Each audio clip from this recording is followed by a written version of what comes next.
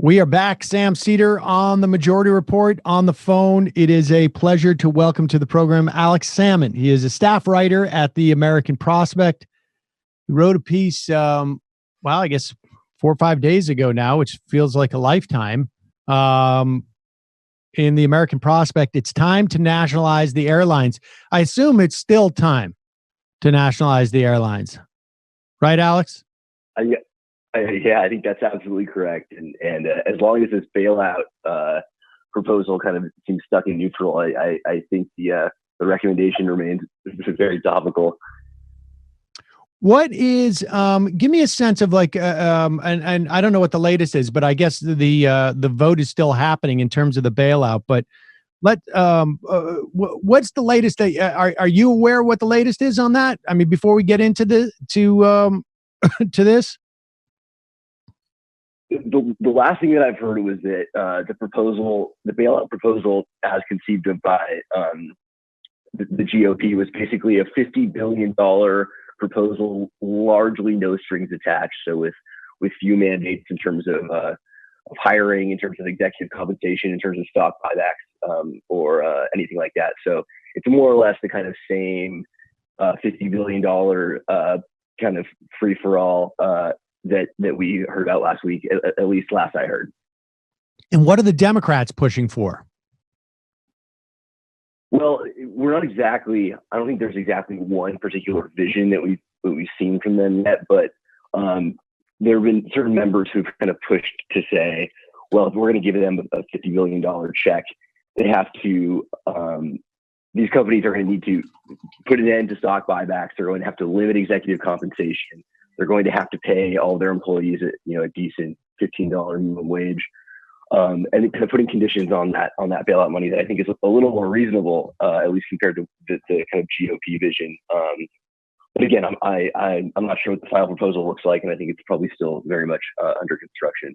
All right. Well, let's go into your piece, and we'll lay the groundwork as to why people not only think that it's appropriate for the government to put very onerous, or I should say very specific obligations upon these airlines to receive a bailout, but that the ones that we've been talking about are just simply not sufficient. You write, and this is just sort of amazing. And it gives it gives a perfect tone for what's been going on with them. In 2017, American Airlines CEO Doug Parker said, quote, "I don't think we're ever going to lose money again." And, this is I have to say that, like, I know that I've read this peripherally and I've been aware of like how much airlines have been making, but you would think, based upon what they charge you for in terms of just like, do you want a bag of peanuts? That's $5. Do you want to bring a bag on? That's going to be $30. We're going to get rid of the ability for you to actually have legs on these flights. You would think that they were really hurting financially, but that's not the case at all, is it? Oh yeah, absolutely not. It's been a great decade for the airlines, more or less, and they these very innovative procedures like baggage fees and rocketing up change fees and getting rid of seat back entertainment, getting rid of meals. These things have basically, they've conjured money out of thin air with these things by taking these basic services and making them incredibly expensive, and that's been extremely profitable. I mean, they've literally conjured billions of dollars a year out of thin air just on baggage fees alone. So, it's an industry that's incredibly monopolized. There are basically 4 airlines that control over 80% of domestic passenger traffic, and they figured out that they can charge you for every part of the experience, getting on the plane and bringing your legs with you, and it's been great for them. It's been a wildly profitable run for them. I mean, I just can't get over these numbers. $5 billion in baggage fees in 2018. $5 billion in baggage fees. That's nuts. Yeah, it's pretty astounding. It's pretty astounding, and there's a reason people hate domestic air travel. There's a reason people hate the airlines, and it's for reasons like that. And it's an astonishing amount of money, and and obviously it went right back to shareholders and executive compensation. Well, let's go. Let's go into that. But before we do, let's just go back to where we were prior to. I mean, there's really two things that are relevant here: is Carter's deregulation of the airline industry, and Ronald Reagan's deregulation, if you will, of or I guess basically getting rid of the law that basically says a company can't manipulate its own stock, is really what we're talking about. I mean, it used to be illegal to have buybacks as of like 1980, but let's go back before we get into what the executives have been doing with their profits. Let's go back to the era of deregulation. Tell us what it was. What was going on with airlines prior to Jimmy Carter? So for the first 40 years of domestic air travel, basically between 1937 and 1978, air travel was treated basically as a public utility, which it was overseen by the Civil Aeronautics Board, which was the CAB, and they managed domestic flights. They established, schedules and fares and routes, and they kind of had this mandate to try to keep prices low to make domestic air travel available to people. But they also were, operating under this understanding that air travel was basically a public good and needed to be managed as one. So you had this period for 40 years where air travel was no different than Amtrak or any other sort of public utility, and air travel in that era was expensive, and there were certain things that people were unhappy about. But also, this is kind of very much the airline industry in a lot of ways is kind of a bellwether for where the economy went at this point in time. So in 1978. Jimmy Carter signs this massive deregulation proposal, which basically hands over management of air travel to private companies in the name of innovation, in the name of lowering prices, increasing accessibility, and such like that. So we see kind of a sea change in the notion of how air travel is going to exist in this country, and it goes from being this public utility, to being managed by what was once hundreds of private companies, but is now, of course, just four. So we kind of see a big turning point there, and in 78, and that was kind of what set the groundwork for where we are now. And in terms of like prices, the data showed that the prices were falling at a faster rate prior to deregulation than afterwards. Yeah, that's correct. So there's kind of this conventional wisdom about privatization and deregulation in general, which is that it's the fastest way to bring down prices. It's pro-consumer, it's pro-innovation, whatever. From the very get-go, in terms of the privatization of air travel in the United States, it was pretty clear that was not the case.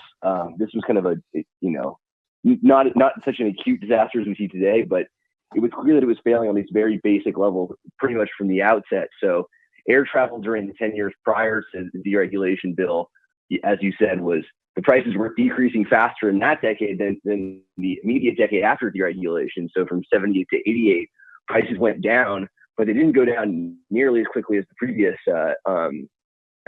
decade.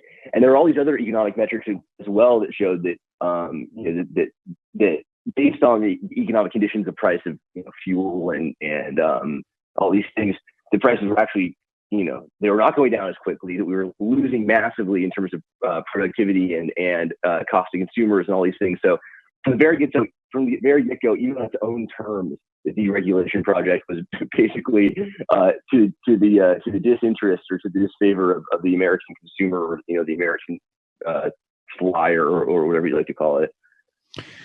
So we're now in a situation where for years, at least the last decade or so, the airline industry we're doing so well that their CEO said, like, we could be in an era, like history has ended for us.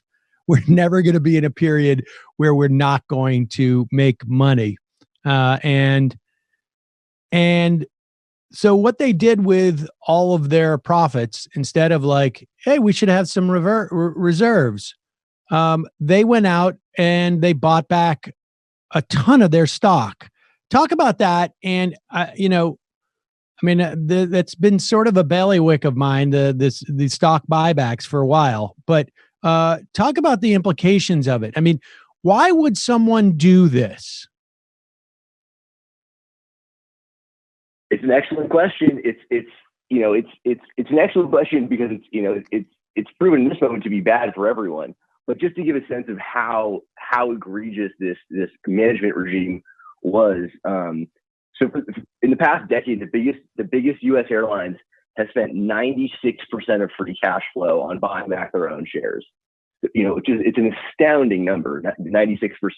And American Airlines, obviously, Doug Parker, whose quote we mentioned, as the CEO of American, was really leading the charge on this. So between 2014 and 2020, American spent $15 billion buying back its own stock, which is actually more than its free cash flow. They actually borrowed money to help facilitate this. So they racked up an outstanding debt obligation of $30 billion, which is 5 times the market value of the company, just to aid in this stock buyback. So they basically set up this regime wherein every nickel they could get their hands on was sent back to stock, basically funneled back to stockholders to artificially inflate the stock price, which was great for Doug Parker and American Airlines management, because his executive compensation then went through the roof because shareholders were so happy about all the money that he was funneling back to them. So this incredible setup here where shareholders and the executives are salting it away at the expense of not only the workers and of passengers and customers, but of the whole operation. And now we're at this place where it's basically insolvent. They're saying to us that by May, these companies are running bankrupt, and you want to know where all the money went? Well, there it is. Right. I mean, that's basically, this is almost like, and we'll get to the loans part, but this is like a leverage buyout, right? Where they basically are just extracting from the company all this money that obviously, the proof is in the pudding. They could not afford to lose. This is just a way of the CEO basically going in and making sure that he gets paid, and then paying off all the people who could potentially say, hey, wait a second, why are you walking away with all this cash? And his response is, you are too. And let's not worry about it. And that's basically what's going on here. And they also, on top of this, they borrowed $30 billion of money, presumably to do like the stuff that they're supposed to be doing as an airline, right? Like repairing their planes or whatever it is. And which is 5 times their current market value as of a business. This is American Airlines. It's, and then the idea is that we come in and backstop them for nothing, basically, right? Just like, thank you very much. Enjoy this, and we'll see you again in 10 years. That's pretty much it.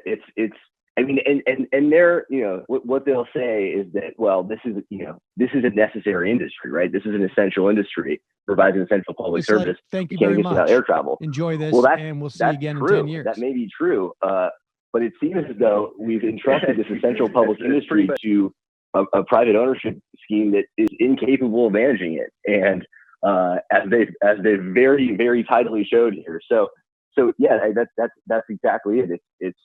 It's not only the CEO or the C-suiters have done so well here. It's the shareholders have done great as well, and that's what I think is very interesting when we talk about these bailouts, is that the shareholders are in some way, shape, or form going to be made whole here. They'll get they're going to get some backstopping from the federal government. But I don't think there's any compelling case as to why that should be. They knowingly participated in this scheme just as much as Doug Parker or anybody else did, and they could have sold out at any time. But they were just as happy as the C-suiters to fatten their pockets on the stock buyback scheme, and now of course we need it's back to the public purse to make things right. And so let's talk about like what we could do here. I mean, and I happen to agree that it is, airline travel is an essential, like it's like a public utility. And but the thing is that with that designation comes certain responsibilities to the public. And so it's not just a one-way street. It doesn't mean that we just keep bailing you out. Um, so talk about the idea of like, how exactly would we nationalize it? Like, what does it mean to nationalize the airline? Because on some level, right, there's the specifics are different, but the sort of the broad concept, it seems to me, could function for a couple of different industries, right? Like internet comes to mind for me. For like, here's a great example of that. A private industry in terms of what they're doing for the internet, they will invest the bare minimum they can get away with because they don't need to have extra capacity because it just costs money. I think to a certain extent, we're starting to see that with hospitals on some level. But let's talk about the airline industry in terms of nationalization. Like, what does that mean in practice?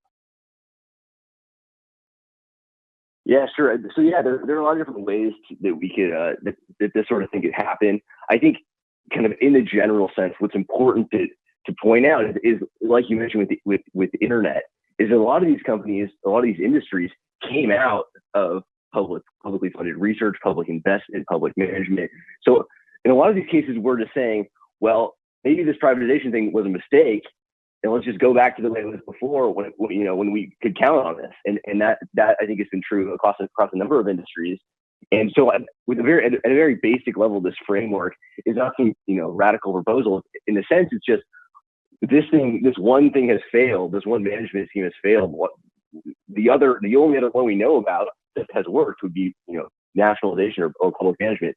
But in terms of the specifics of how that would work, I think you could see a number of different proposals. The one that I've kind of seen most commonly was the idea that if there's going to be a bailout, the United States government should, the funds that it conveys to these companies should result in us holding 51% of shares.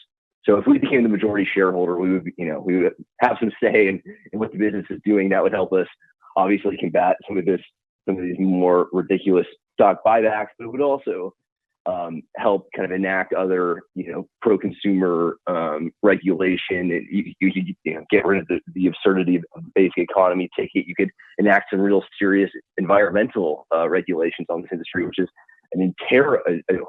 horrible environmental track record. So that would be one way to do it, is just, the United States government could assume majority shareholder position with this bailout, and that would allow us to have some say in kind of the course of the company. That I think is actually maybe more generous even to shareholders than one would need to be, especially, given the economic circumstances we find ourselves in. They could even just say, where these companies are headed, they're going to they're going to be bankrupt. They're headed to zero. So we can just set the stock price at zero and say, we're going to take over the company. The stock is at zero. We're going to assume, operations and assume the outstanding debt obligations. And we're going to run this like Amtrak. We're going to run this like, kind of a basic public utility that we have to have.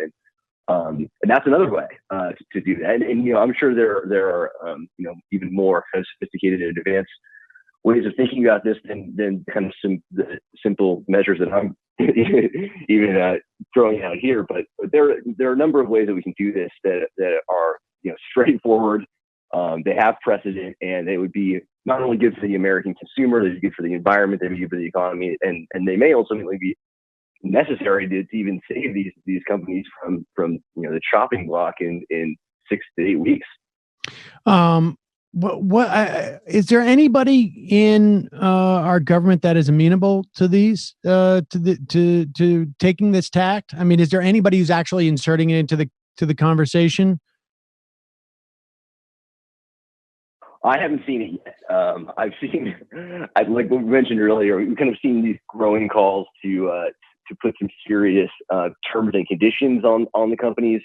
They are to receive bailout money, and that, to be fair, is better than what we were at in 2008. Like if you compare you compare the auto bailout to what we're talking about now. We have politicians, mostly Democrats, but even Josh Hawley, who I don't know if we can take him at his word, but was saying that if they're going to take public money, they need to promise they're not going to commit to not firing a single person. They need to limit executive compensation. They need to increase wages, whatever it is. That's obviously more of a Democratic proposal, but these sort of stipulations we're seeing are actually a vast improvement of what we saw in 2008 with the auto bailout, or 2009, which was, then the federal government mandated that these companies cut wages as they, right. They offload their pension requirements. So, there has been a change a little bit in the way we're thinking about this. This is, a decade later, our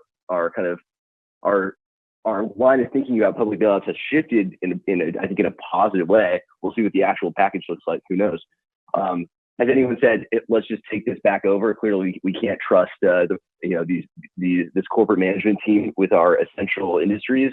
I haven't heard that, and I'd be happy to hear it. It hasn't found a mainstream advocate yet, at least in the government at this point. But we'll see. I'm not necessarily holding out hope, but we are kind of moving in the right direction a little bit, at least in terms of the way we think about these packages, at least over a 10-year period. So maybe eventually. Have we heard anything from Sanders or Warren, who it seems to me would be, I don't know that Warren would be in favor of nationalization, but maybe she would, but it seems like Sanders might. Yeah, she, both of them Warren put forward a list of demands and conditions that any airline bailout for her vote would have to have.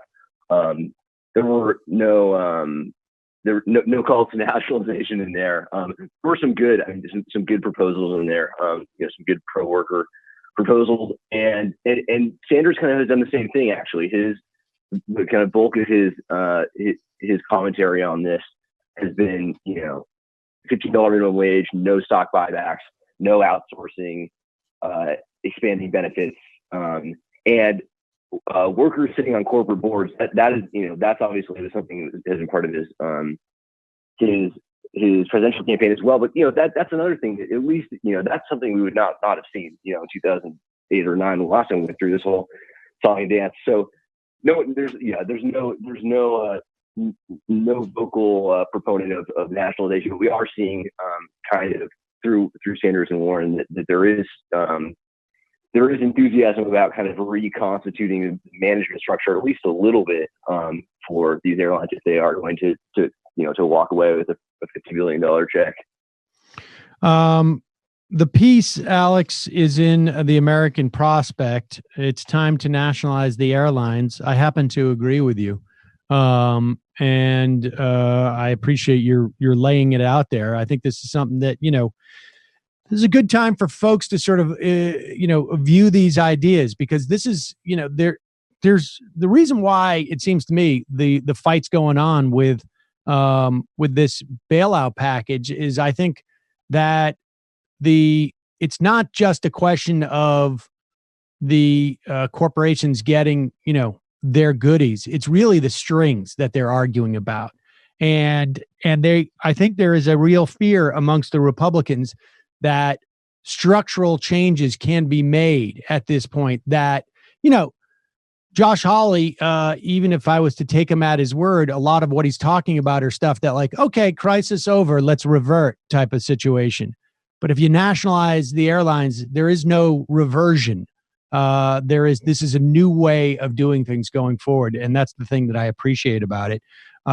Because frankly, why keep going through this every time? Yeah, it's a great question, and it's it's one of these things where we've learned this hard lesson again and again and again, and it does seem like maybe we can learn it for the last time here, and we can make these structural changes to prevent some of these more outlandish outcomes. But yeah, it's certainly, so we know what's wrong. We've identified the problem.